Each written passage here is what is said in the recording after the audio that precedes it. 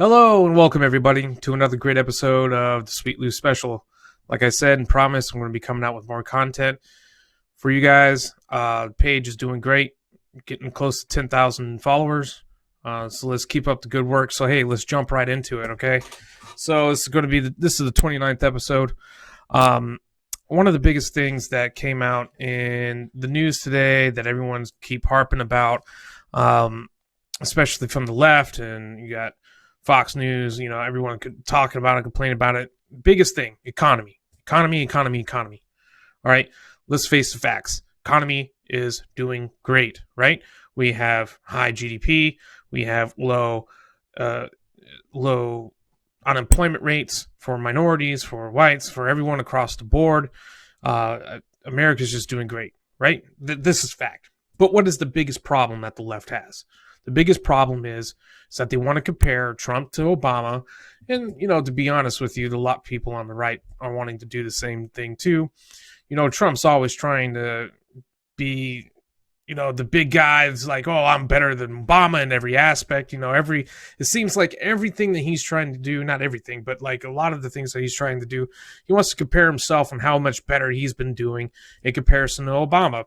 Now, the biggest criticism that everyone's been having here, and especially today and this week really, is who is really responsible for the great booming economy that we have going on right now? Are the jobs flourishing? Is pay high? Is the unemployment rate low, at an all-time low because of President Trump, or was it because of President Obama? So I decided let's break this down a little bit, okay? Because this is not going to be a side of like it's 100% Trump or 100% Obama, because I believe that it's both. In a nutshell, that's how I feel, right?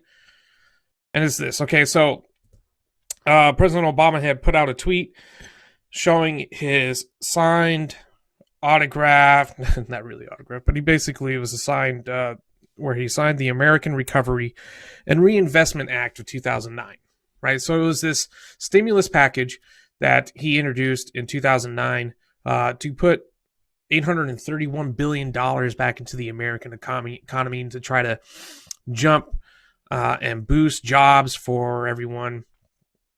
And that's where the economists and all these news outlets are showing these charts that everyone's probably been seeing now, that if you're paying any kind of attention to politics or any current events, everyone's been seeing these charts of, oh, this was the Obama years, and you see how it's going up, and then, oh, this is the Trump years, and it's continuing to going up, or here's the unemployment rate of Obama, it's, going down because, George Bush screwed the entire country on his last year or two in office. And so President Trump, obviously, in his old wisdom, almighty wisdom, of course, was going to tweet back. And I can't exactly remember what he said. What was I can find it here. Trump tweet to Obama. That's what everyone, it's one thing that I will have to say is a criticism for both the left and the right, conservatives and liberals. It's just this big dick measuring contest of who was better. Obama. Oh, it's Trump. Oh, Obama. Look, Obama's the past, and he's okay. I'm just tired of hearing it even from my other counterparts that are on the right. Okay. Let's see here if I can find it. How is Trump economy in comparison to Obama? Yeah. Anyway, it's not important, but of course he had to go tweet back and counterattack and be like, well, at least GDP is at an all-time high, and that the unemployment rate, I reached an all-time low that you didn't. Blah blah blah. Look. And it all really stems from like the Forbes article. Forbes came out with an article Tuesday stating and showing all these charts. And yes, is there lies going on in the media? No, it's not really misguiding. It's not lying about Obama's economy and the Trump's economy. But here are some stipulations to it that I had to really dig into to really clear up a lot of things and get a lot of facts about the differences between the two. Okay, so as everyone knows, the Obama stimulus packages, uh, it helped big corporations like GM. Let's take GM for example, right? I mean, their stock was on an all-time low in 2008, 2009. They were getting sued for their cars. I believe the big one was, oh God, the Cobalt, right? Airbags didn't deploy, something like that. There was a lot of issues going on with GM. GM was just hitting the shitter. I mean, they were just losing money left and right. They were going to go out of business. Great American company like General Motors had to fire a whole lot of people, close down a lot of shop, and was going out of business. So the stimulus package, helped big corporations like GM to make sure that their millionaire CEOs and stuff still get their money, and all their investors, so that they can get paid still. So there was a criticism about that it was more so that the government funds were being sent and being given to these businesses and corporations so that so the big ups, higher ups, were not really getting jobs out for the people, for the little guy, but really they were still wanting to pocket a lot of that money so that they can still live their luxurious, rich lifestyles. So that was a big criticism of that, what they call it, the ARRA, right? GM stock went up. Boom! I have a friend that made good money off of investing in that stock when it was an all-time low. But it wasn't just GM; it was other corporations as well. And so the biggest thing about the Obama era stimulus packages was that, did it really create full-time work? No. It created a lot of temporary jobs for people, and so as everyone knows about the Obamacare or the Affordable Care Act, which the biggest things that I've criticized it about was that, did that give people jobs? As a matter of fact, the Affordable Care Act helped cut a lot of jobs. So what you're seeing in the media now is that, Obama got a lot of people into jobs, got a lot of unemployment. Yes, but what is the quality of that work? Is it full-time work? What was the wages that they were making? Were those at an all-time high? Because here's the comparison right now, is that in the Trump economy, people are making more in wages. And I believe that, and you could correct me if I'm wrong, but more full-time work. Because here's the thing, a lot of small-time businesses, smaller end businesses that reached a certain amount of employees in their business, they had to provide healthcare coverage and help, hey, well, here's two options, you got to select one. So which one would the small time businesses select? Not the best healthcare coverages. It'll be the ones that are like the worst and the cheapest ones that they can get so that they cover. And another thing is that a lot of full-time workers either got fired or they went down to part-time work, because if they were on part-time, then the businesses wouldn't have to be forced to provide healthcare coverage for their employees. And that obviously big problem, big issue. And that was the biggest thing that they're not even talking about right now. Okay, yeah, and I know I'm going off on a rant, complaining about Obama sucked at this, Obama did that. I mean, but the stimulus package did help. Don't get me wrong. It did help people at least get jobs, regardless if it was temporary or full-time. It did at least push, right, into the right direction. Did it stick?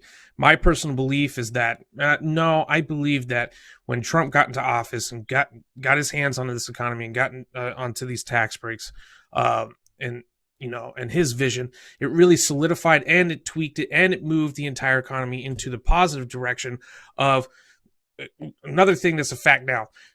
People are able to sell their houses. The housing market is going up across the nation, right?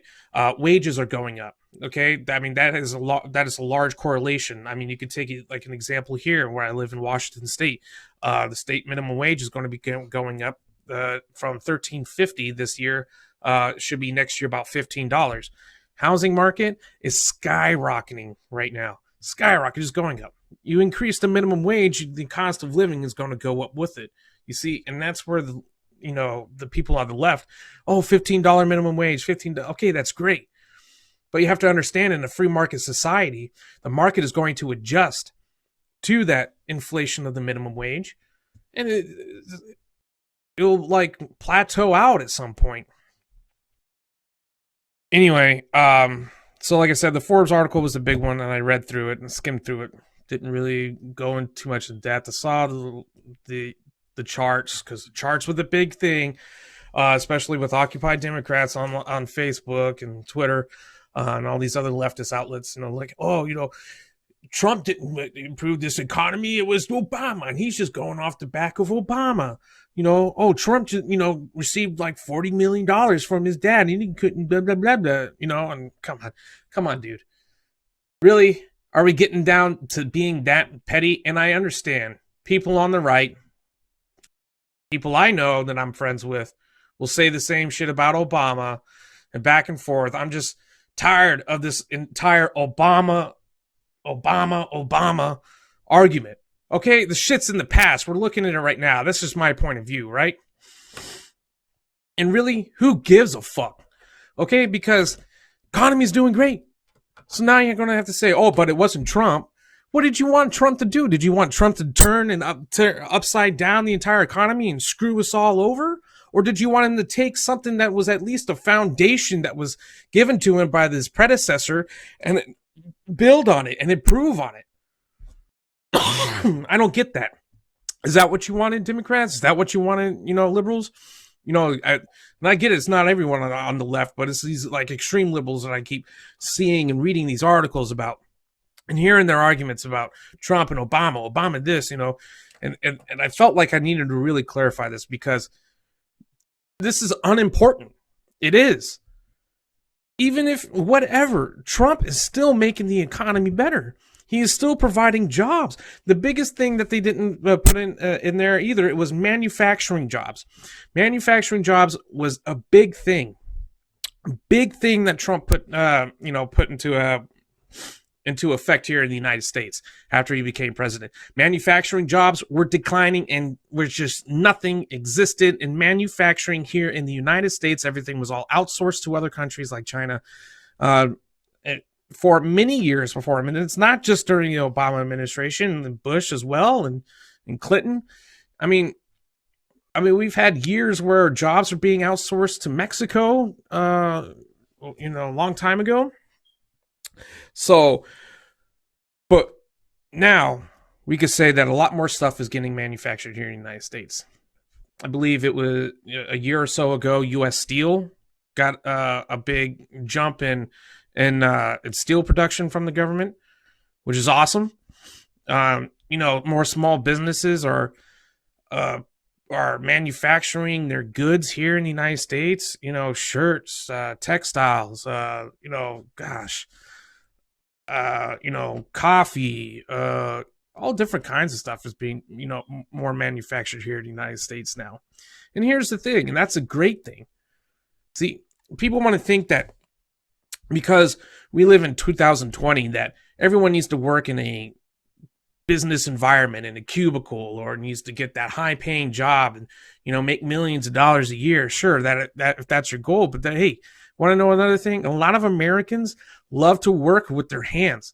They love to build things, create things, make things, manufacture stuff. Because here's one thing: do you want to buy the cheap Chinese shit that you find for fucking 99 cents, or do you want true red, white, and blue American made products? Because hey, we may take that shit for granted here in the United States, but when there's a product that's made in the United States that people in China, people in other countries want to buy that shit because they know that it's top quality. Because one thing about Americans and American culture is that we are damn proud of the hard work that we put in to building things, to creating things, and providing services and goods for other people. We like to work. We are, and this is my belief, is that America is a very work-centric country, okay? if we can work 7 days a week, I mean, trust me, businesses and corporations would, but we needed the weekend, of course. And who created the weekend? Oh, Henry Ford. But anyway, one thing is that we like to work. Americans put in long hours. Americans put in overtime more than any other country, I believe, in the entire world. You could probably argue that places like China that are really using slave labor, but that's not what I'm talking about. Forced labor. I'm talking about voluntary labor and working in part of the economy and part of the free market. Americans love to work, love to create, and there's no other hard worker like an American. I that's one of my belief. But again, with this comparison of Barack Obama and Donald Trump, okay, great. And in a nutshell, this is what I'm going to say, and this is my belief. I'm not going to deny that Obama had created an act in an effort to get the United States economy booming again. I just believe that Trump took it, tweaked a little bit things, made some things better, and is just running with it and making it better more and more. Now, people are fearing that the economy is going to go into the shitter, and it's showing the same patterns of what it did in 2006, 2007 during the Bush administration, where we saw the biggest recession and since the Great Depression. Is it? I don't know. I couldn't tell you for sure. I know there's people that are speculating that, and then there's other people that say no. I don't know what's going to happen with that, because one thing is for certain is that back then wages were not going up, and you see it in state and state is different. State minimum wages are going up, even though federal minimum wage hasn't really been touched in God knows how long. But at the state level, throughout the country, it's pretty booming, and there is a correlation with high minimum wage states and them legalizing marijuana. The housing market in Colorado skyrocketed. Washington here, it's still going up. A lot of money. So there's a correlation with that too, as states start to legalize marijuana and start making a lot of money off of their sin tax for that. So, but what do you guys think? Are we going to see another recession? Is it going to be another pattern like that? Who's really to blame for the great economic boom that we are having right now? Because things are going good. Things are going good. People got jobs. People, making money, making good money, like higher wages than ever before. It's great from the top down. Anyway, so moving on. All right. One thing I wanted to cover about today is Bernie Sanders. There's something about him that I've been wanting to explain, really want to talk about, really wanted to look into and delve into some of his socialist ideas. Now, as all of you know, he's a front runner at this moment in time in the United States to win the Democratic primary. Is he going to win it? I don't know. I still have my little tinfoil hat belief is that he's going to get screwed out by the DNC again, and that Joe Biden will probably be the nominee. As of right now, it's not looking like that, and looking like a real shit show, and a long shot, especially for Joe Biden, because he's been going off the deep end with his not knowing where he is half the time, not knowing what state he's in, not as in state of mind, but literally what state of the country. People are questioning his state of mind. Anyway, so Bernie Sanders, right? Everyone knows him as the Democratic Socialist. Now, what does that really mean? He wants to say that, I'm trying to be a Democratic Socialist. I want to be like countries like Denmark and in Sweden. But there's been, him in the past where he's had high support for the Soviet Union, the change of Venezuela, communist countries like that. So a lot of people on the right are really just calling him a communist. It's just Communist Sanders, Communist Bernie. Now, what do I think about it? I believe that the title of Democratic Socialist is just the same pile of shit, just a different title, or maybe a different shade of brown. To me, it really is all the same. Now, one thing to caveat about Bernie Sanders is what I would say is that, do I truly believe that he wants only the best for the American people? I kind of do. I don't think that he's really trying to be greedy to create these programs to benefit from it. I just think it will just happen anyway, because that's what happened in all of communism in the socialist countries. But I really do think that he wants what's best for the American people, which is an education and healthcare coverage. You know, everyone wants that, right? But here is the problem about something like especially state-run healthcare. Right? Me, coming from the military, which is I was in for 8.5 years in active duty. This was state-run healthcare. You know, your first taste of it. You know, for a community that didn't have to pay for healthcare. You know, it was all provided for the service member and their family. Now that I'm out, and I receive my healthcare through Veterans Affairs, the VA, which is the state-funded, government-funded healthcare. Now, here's the thing that I've noticed personally, is that these systems can be abused. And that, especially when it comes to anything involving the government, is careless and overspending of government funds and taxpayer money. That is 100%. That's across the board. It's not just healthcare, it's with everything that involves the government. But I'm kind of getting offline here, but let's start with what he, as Bernie Sanders, believes democratic socialism is. So he wants to be like a country, a Scandinavian country. Biggest one that he kind of compares himself to is Denmark. Okay? And for the purpose of the rest of the show, I'm going to talk about Denmark in specifically. All right. So, he wants to be like Denmark. Okay, that kind of democratic socialism. Yes. Does Denmark have provided healthcare and healthcare coverage for all of its citizens? Absolutely. I didn't really look up if they provide for foreigners, which I'm pretty sure they don't. But someone could correct me and leave a comment if they do or don't. But here's the thing, and it's the biggest thing when it's talking about Medicare for all or universal health care, is money. Money, money, money, money, right? Leave a note right here. Money, money, money, money. Where are we going to get the money? Who's going to pay for it? The government? Well, I believe that there's a lot of people out there that think that, but the money is going to come from you, me, and everyone else in this country that pays taxes. Sales tax, income tax, not sales tax necessarily because that's a state thing, but biggest thing, income tax, right? What does the federal government get a lot of their money from when it comes to taxes and from the people?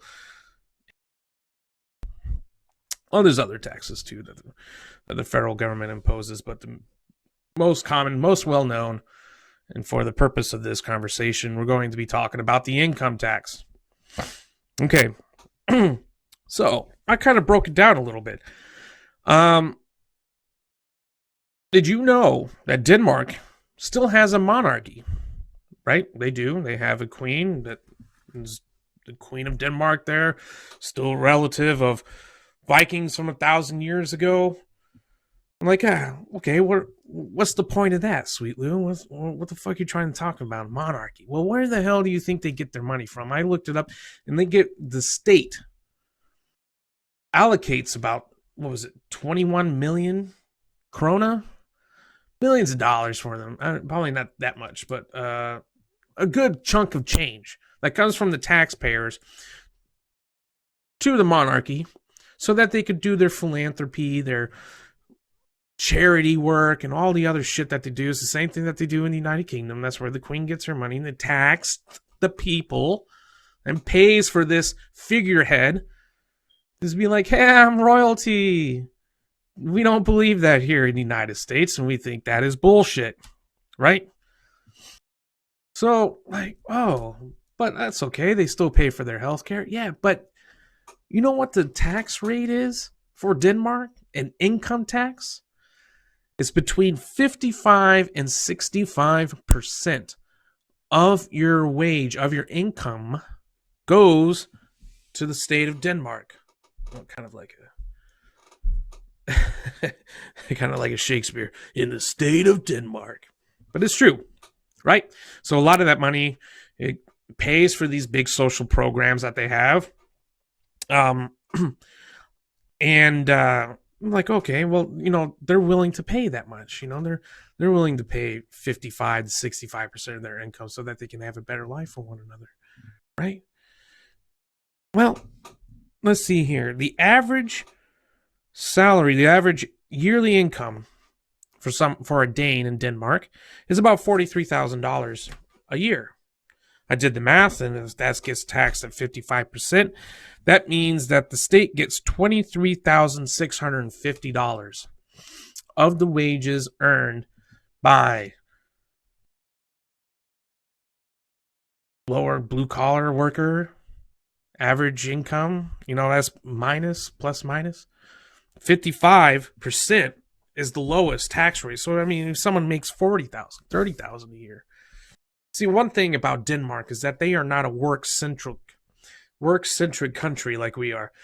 They probably work 4 days out of the week, 6 hours a day. And, but you see, this high taxing, it creates an environment of why work? Why put in the extra hours? Why would we incentivize a neurosurgeon, a brain surgeon, to work tirelessly, endlessly, and put in a whole bunch of hours if the more money he makes, the more money that the state and the government's going to take from him? So why? What's the incentive? Oh, what, the goodness of my heart and the goodness of their heart? Oh, and working for other people? No. That's why Denmark doesn't lead the country in manufacturing of anything. They don't have... What is Denmark known for? What? Pigs? Pork? Where do they lead the country in? I don't know. If you happen to know, please tell me. Then again, Denmark is not also the center of, aggression or attacks like the United States is. So what is their defense budget?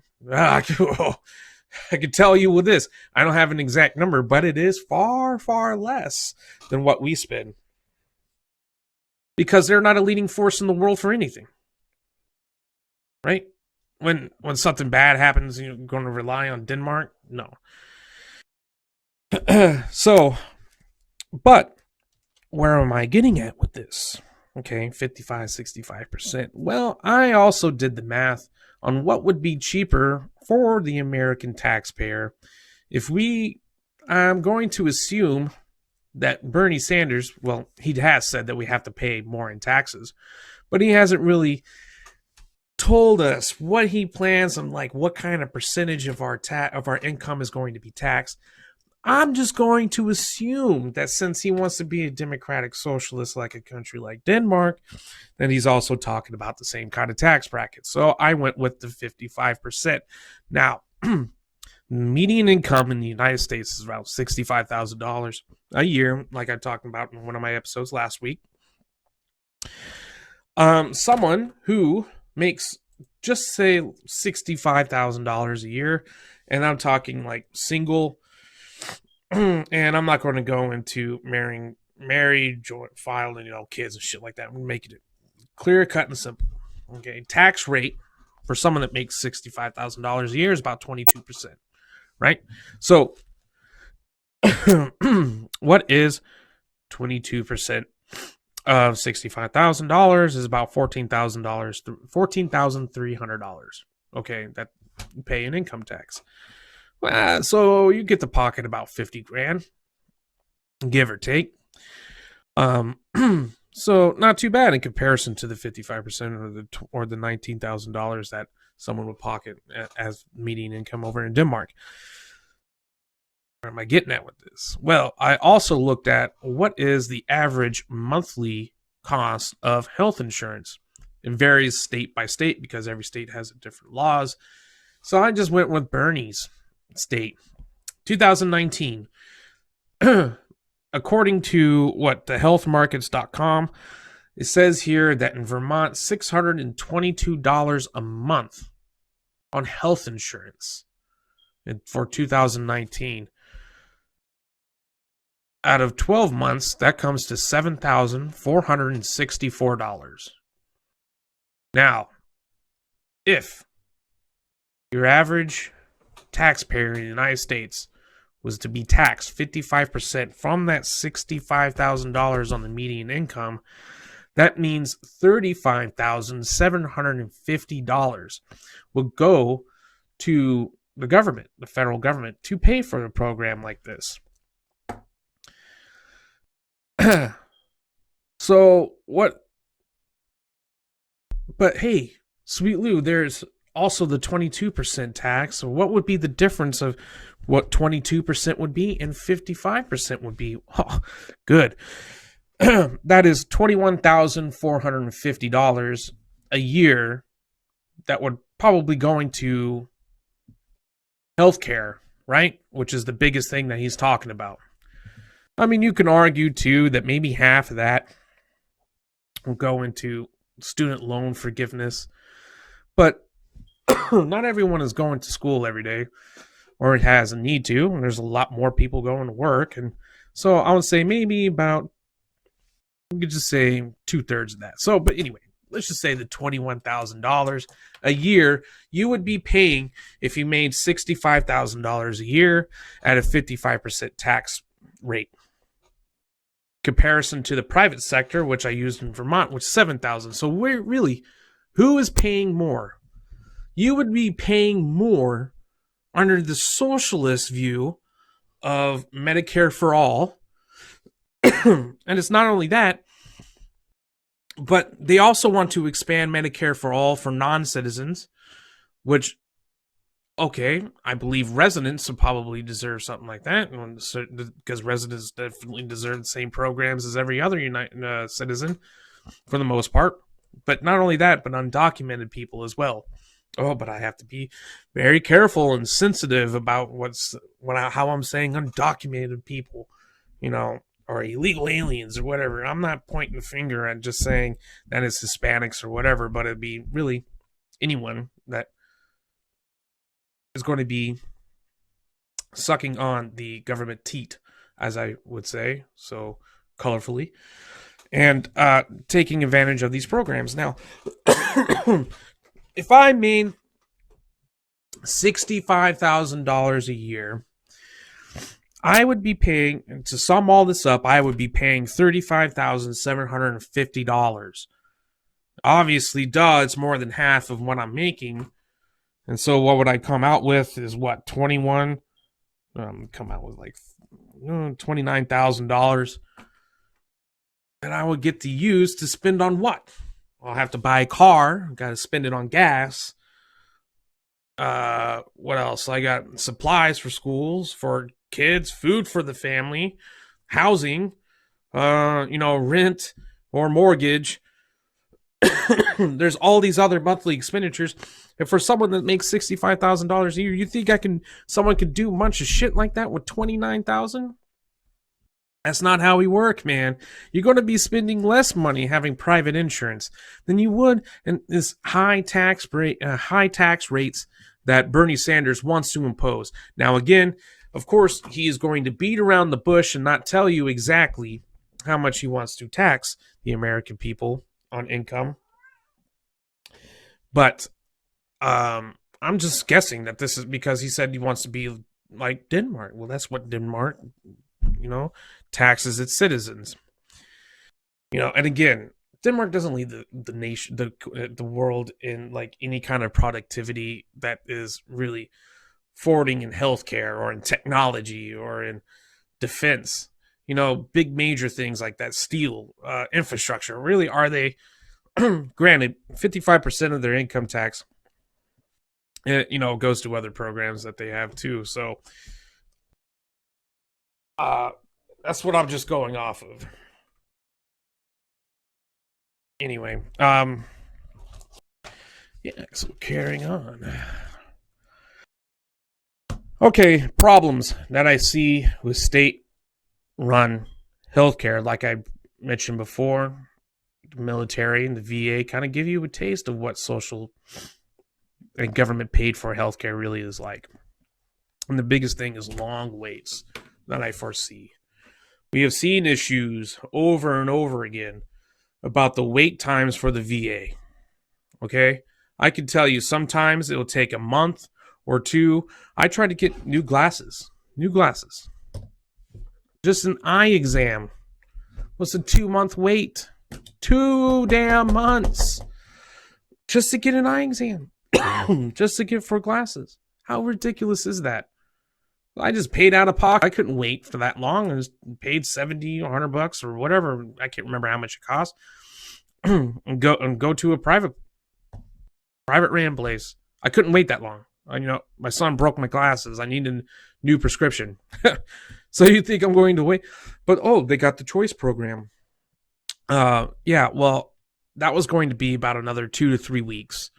Just to get into that and just to wait for the phone call to set up the appointment for it off VA, out of the realm of the VA provider. So long waits. I can definitely foresee that. I believe that there's been a lot of people in Canada and UK that complain about the same thing, because here's the thing is that if I have state run and government provided healthcare, I can go and see and clog up the lines for any little thing that I want. Oh, my elbow hurts, something I can take care of at home. Oh, I got the flu, and people are already saying that when the flu season comes around, stay home, because they're clogging up these ER rooms and these hospitals. And the only thing that they're doing is just spreading the flu, not helping anyone out. So long waits, big thing. Abuse with unnecessary visits. We already talked about that. Okay, now, big thing. Will the state, as in the state, I mean the government, dictate an order of precedence on who gets health care? What do you mean about that? What do I mean? What I mean is, let's say someone needs a transplant. Okay? Does the government, or transplant, or maybe let's just go necessary operation. Okay? Let's say someone has to have an operation. There's only one doctor that can do this at this, or maybe 2 doctors. But for the sake of this conversation, let's say 1. Very unique operation that takes a specialist. And there's 5 people that need it, right? But there's only enough time to do maybe 2 or 3. And then we got to lose some others. Who's going to get an order of precedence? The young or the disabled going to get a precedence? You see, when it comes to private sector, I could just go off and be like, I could be 90 years old and I could, if I need a necessary surgery, I could pay for it out of pocket, or I can or it's covered by my private insurance and pay for it. Or I can just pay for it out of pocket, whatever. But will the government be able to dictate, like, well, no, we're not going to do this cancer surgery for someone that's 90 years old, because what's the point? You're old anyway. Or someone that's disabled, maybe they'll say the same thing. Will the government be able to dictate the order of precedence on, to someone that should receive real necessary health care? That's a scary thought, man. Because for one thing, like I said, we're going to be comparing Denmark to the United States. Denmark has about 5.1 million people. 5 million people, let's see. What did I put it at? 5.6. Sorry. 5.6 million people. We have over 330 million people here in the United States. And you're going to tax 55% of Americans? There's already careless spending going on. Anyway. So that's a scary thought. Like, oh, I'm sorry, you're already older, or I'm sorry, you got a pre-existing condition. The government's not going to pay for that. What if the government tells you no? What if they say no? Who are you going to go to? You got no one else, nothing else to go to. Because they want to. Bernie says that he doesn't want to eliminate completely the private industry and wants to have supplemental insurance. Well, I don't know. Can we believe that? Yeah.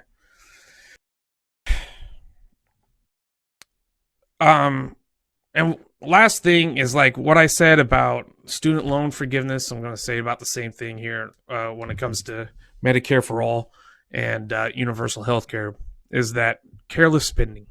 Okay, and how can we be guaranteed? How can they guarantee the American people that there's not going to be insider business between government officials and healthcare providers and healthcare professionals? Because like I've said to other people about the student loan forgiveness, of course Elizabeth Warren wants to have student loan forgiveness because that's a guaranteed paycheck for her family and for people that she knows. She was a Harvard law professor, and I believe her husband is still a professor. Yeah, that means guaranteed money.